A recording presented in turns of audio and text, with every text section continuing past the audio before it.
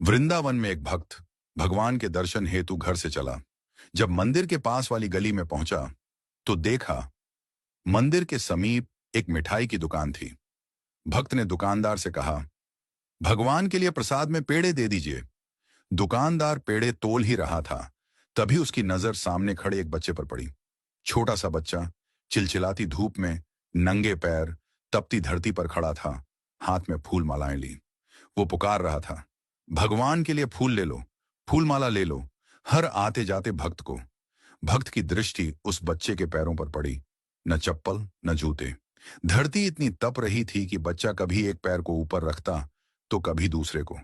वो तपन से बचने की कोशिश कर रहा था, पर आवाज में समर्पण था, श्रद्धा थी, प्रेम था भगवान के लिए। भक्त से ये देखा न गया। उसने मिठाई वाले से कहा, प्रसाद यहीं रखो, मैं अभी आता हूं। वो पास की चप्पल की दुकान पर गया, नन्हे से बच्चे के लिए चप्पल खरीदी, फिर लौटा और बोला, लो बेटा, इसे पहन लो। बच्चे ने चप्पल देखी, फिर उस व्यक्ति को देखा, फिर आंखों में आंसू आ गए। उसने पूछा, क्या आप श्री कृष्ण हैं?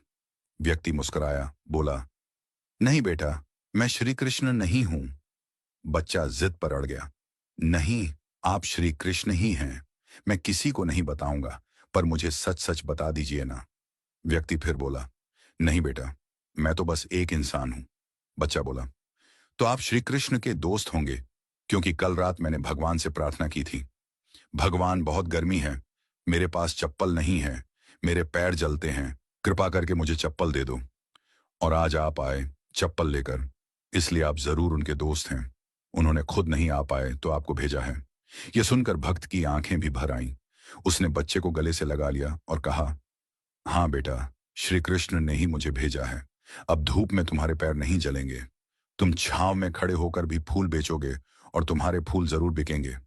बच्चे ने झुककर उस व्यक्ति के चरण छू लिए और मुस्कुराकर बोला, भगवान कितने दयालु हैं ना, कितने व्यस्त रहते हैं, पर फिर भी अपना कोई दोस्त भेज ही देते हैं। व्यक्ति ने प्रसाद लिया, बच्चे से फूल माला ली और मंदिर जाकर भगवान से कहा, प्रभु धन्यवाद, आज आपने मुझे आपका मित्र बनने का अवसर दिया।